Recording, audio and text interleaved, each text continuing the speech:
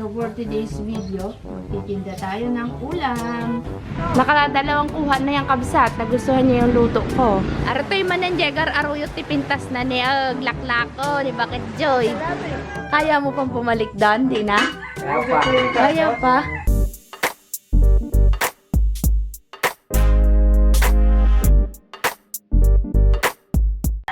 Yan ho yung tinanim para sa ekonomiya. Nagtitinda siya. Pag binenta mo kasi, mas mura to. Iluto ko na lang, subukan lang. Trip-trip lang ba guys? Kasi wala namang gagawin. Nakapag-edit naman na ako. Magtitinda din si Joy doon. Samahan ko na ng ganito. Suman ang ititinda ni sis, tapos ako ulam. Tingnan nga natin kung mabenta yung luto ko doon. Baka sa mga kamangyan lang natin nabibenta yung luto ko eh. Mabenta. Libre kasi kaya mabenta. Tingnan natin pag may bayad kung mabenta pa rin. Subok lang kabsat. So yan ang pinaghirapan ng pagtanim, no? Siyempre, kakabsat, yung dalawa, may mga komisyon din yan dito. Silang nag-aalaga eh. Tingnan natin kakabsat, silang nag-vlog sa taas. Kailangan nila kay Carlos ng sako, nagbilin kahapon dahil sa palay. Sabi ko, kayo na lang, kaya nyo ba? Oo daw. Sabi ko, sige, dalhin nyo yung GoPro para makita nyo din ng kakabsat pala. Makikita natin ho yung black rice na sinasabi nila. So for today's video, magtitinda tayo ng ulam. Tingnan natin kung mabenta, bilisan ko at magatanghalian na maya-maya.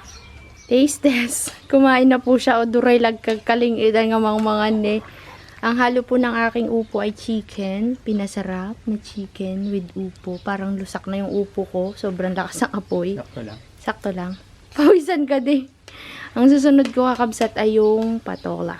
Kakabsat, nandito na po tayo sa terminal at magdidim against the light po kakabsat. Ayan na po yung aking tinda. Wala pa po kaming istante. Ayan. May lames. Pero take out lang kakabsat yung mga pagkain. Hindi kami nagpapadine. So, hindi pa rin. Wala pa kasi tayong gamit kabsat. Kaya yan, take out muna. Tingnan lang natin kung may bibili. Baka mas mabili ang merienda kung kaysa sa ulam. Kasi may restaurant po dito sa terminal. So, yan na talaga yung, dyan talaga sila kakain. Kasi nga, may kumpleto gamit. Pero iba kasi nakikita ko, nagti-take out sila. May mga supot-supot silang dalang kanin tsaka ulam. Kaya naisipan ko magpa-take out na lang din magtinda ng ulam. So, yun lang kabsat. Tingnan natin kung may bibili. So, ayun kakabsat. Nakabenta na po ako ng 160 pesos. Kasi 30 lang po ang isang takal ng ulam. Yung mangkok ko na green. Kapag kukunti naman, kawawa naman yung kakain. Kasi may mga nakakainan kami. As in talaga kakabsat. Kakapiranggot lang talaga yung nilalagay na ulam. Kaya yung sa amin dito, 30 pesos, isang takal ng mangkok. Marami na yun kakabsat para sa 30 pesos yung isang ganyan. Kasi ang takalan dati na binibilhan namin, yung as in maliit lang na mangkok kakabsat, tapos hindi pa siya puno. 40 pesos, yung sa akin 30 lang, o diba? Nakabenta na tayo ng 160 pesos. Marami pa pong natira. Sa patola pa ako nakabenta ng marami. Hindi pa nababawasan yung upo ko. Mas gusto pala nila ang patola na may sotanghon. Yung aking upo kasi, lang siya, chicken ginisa na may upo. Yun lang yung ginawa ko. Kasi yung iba nakikita ko may sotanghon. Pero yung isa hindi ko na nilagyan ng sotanghon para magkaiba. Tingnan natin kakabsat kung mayroon pang bibili mamaya kasi alas 12 na. Ang sarap pala sa pakiramdam pag may bumibili ng panindaan mga kabsat. Katuwa. Wala si kakabsat kasi umuwi muna. Babalik daw siya mamaya. See you. Sana maubos. Andyan si nanay. Ano yan ma? Nanay, naka 160 na akits. Gusto mo kumain? Kay kuya ano yan? Ano nga pangalan yun? Joker. Kuya Joker yan. 100 pesos na binili niya. Diba? Yun, magtitinda rin ako ng lansones. Magkano yan, mang? Tag-60 yan. 60 pesos. Ito, 120 to. Diba? Baka makalimutan Ito na lang, tigkakalahati bigay ko sa'yo. Oo, para mas maganda. Pwede naman. Saan mo nakuha yan, mang? Huy, pamahal na ng pamahal ngayon, mang, ang lansones. Alam mo yung sa Oriental, May nagtanong kasi sa akin, nandun daw sila saan ako bumili. Sabi ko yung binilhan namin, ubos na, wala na silang maha-harvest. Tapos pumunta siya sa Gloria, uy, 70 ang 1 kilo, doon mismo sa bilihan. Paano mo mabibenta dito pa? Kaya ang lansones dito kakabsat ay 120 to 140 pesos per kilo. Ano yun, mamshi? Madilim kakabsat. Pasensya na. 60 daw po yung ano ni Nanay Lanzones. 64 half.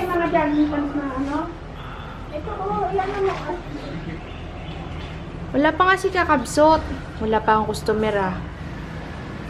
Si Nanay kumakain ng aking tinda oh. Sarap ba mang yung aking ano, tinda? Kaya nga.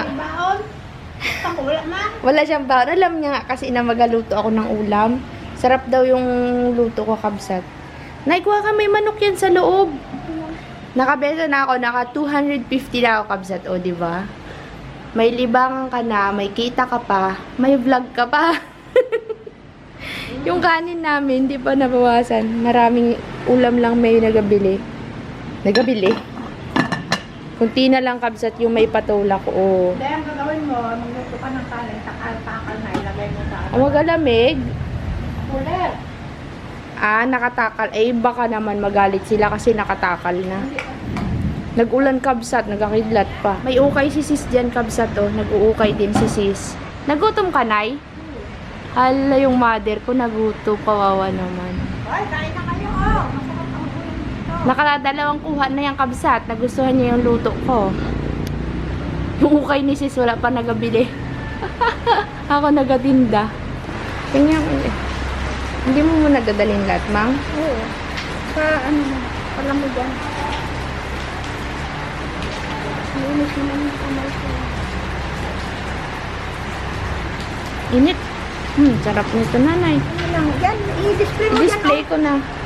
Magkano isa, Nay? Sampok, piling sampok na to. Yung maliliit, 3.20. Yes.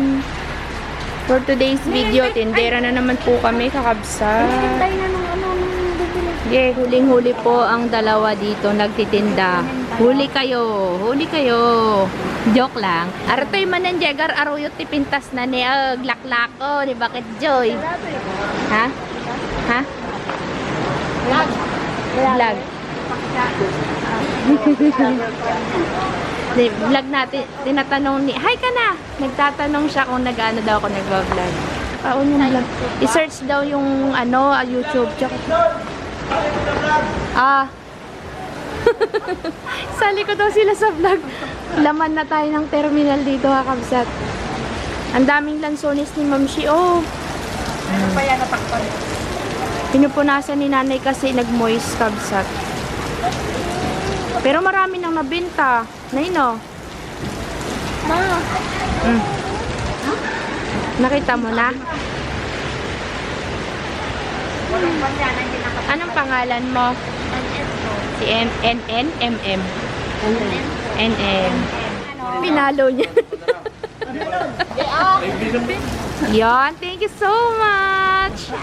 Joy, marami ka nang nabenta? Dami na, paubos na yun. Nakabenta ako ng ukay ni sis. Yung klase yung nagatindan. Kankanan na, jay lako ni mama nga nawanan na ibusan. Ano naman masasabi mo sa pag araw-araw mo pagbibenta dito? Bari, busog. Bawas lang. Bawas lang. Madami-dami pa yung suma namin. Balik muna ako dun kakabsat kasi tinitinda ko yung ukay ni sis. Meron kasi siyang kinuhang bail na yan. Ay, ako taga-tinda dyan sa shop. Pero nakarami ka naman na sis, no? Oh, diba? Mag-ukay na kayo sa ukay ni sis. Kain nyo na. Ukayin nyo na. Totoo, estudyante kanina, ding. Nakuha niya yung bag. Shoutout kay sa'yo na masaya. Hi kakabsat. Uwian time na tayo. Umuulan kasi. Tawag dito. Iniwanan muna namin si nanay doon at si sis. Punta muna tayo ng farm at silipin natin yung dalawa kung nakabalik na kasi nga yung mga manok. At hindi po naubos yung ulam kakabsat. Masyadong marami ako niluto kasi hindi pa naman tayo kilala na nagtitinda ng ulam. Kaya ang punta ng mga namimili, mga kakain ay doon sa restaurant. So, at least nakabenta ko ng 500 pesos. Nabawi ko din yung ginastos. Tsaka Yung gulay natin, nabayaran din. Tsaka tanghali nakakabsat, alas 11 na kami dumating. Dapat umaga pa lang nandito ka, nakaladlad na yung pagkain para makita ng mga estudyante. Ang hanap nila merienda. Kaya next time mag-ano tayo ng merienda. Akala nila lugaw at sopas yung dala namin. Ay nako. Nakakatuwa magtinda kabsat, lalo na kapag may bumibili ng paninda mo. Ang sarap sa pakiramdam. Ibig sabihin, effective yung tinda mo. Diniretso muna namin ng Saray. Ang shop naman namin, nandyan lang yan, di naman mawawala. Tsaka, ang kagandahan, wala tayong binabayarang renta. Ayan. Tsaka may piso wifi naman tayo dyan. Magkano na kayo laman ng piso wifi natin? Buksan na natin kakabsat, gusto ninyo. Puro barya yun. Sama ko kayo kabsat pagka hinarvest natin yung mga coins. Di no? Katuwa, ang dami palang kainan dito kasi, may kainan din pala dyan. Maraming kalaban. Hindi basta-basta. Kailangan talaga ng Kakaibang pagtsaka. pagkain. Kamusta ang pag-akyat ng bundok? Umulan agad doon? Umulan pa. Aroy, alas 11. At upo. Tapos namapos ng alas. Ito ka. Anong oras natapos yung ulan? Alas 2. Alas 2. Balikan na lang natin yung iba. Dito na tayo kakabsat. Kain na kayo, boy. Ano tayo? Kamusta ang pag-akyat? Pagod ka? Napagod ka? Kaya mo pang pumalik doon? Di na? Kaya pa? Wala pa. Wala si Carlos. Mandulas ka na natin. Nadulas ka? Nagulang kasi. Kamusta kayo yung vlog? Nakita niyo yung alapog? Kinain natin. Bininta na po. Kinain. Bininta. Binenta. Kasi sabi niya naman sino nang bibili. Wala. Hindi mo na nakita? Hindi na po. Wala na. So, yun kabsat, wait lang. Magkausap-usap lang kami. Kakabsat, nakakatuwa. Ni-review ko yung vlog nila. Masaya. Masaya ang vlog. Salamat Kuya Rasid. May vlog tayo. Anong sabi ni Tay Carlos sa sako? Wala nga dun. Ay, si Ate Rina lang pala, no? O, sige na, kain na muna kayo. Mamaya nandit kabsat. Takbo ulit tayo. Paturawan naman tayo ngayon kakabsat. Di na ako nakapagpaalam sa inyo kanina sa farm. Kasi gusto daw tayo makausap ni na Tay Carlos. Kaya ngayon hahabulin natin kung nandiyan pa sila sa baba. Kasi aakyat si Tay Carlos sa taas. Nagbabakod daw sila dun sa, ewan kung kanino yung binabakuran nila. At yung ang inani na palay, check natin. Hindi ko pa kasi nakikita yung nila, utoy vlog nila. Parang feeling ko may tao sa likod, wala pala. So, mamaya ulit kabsat. Update na lang.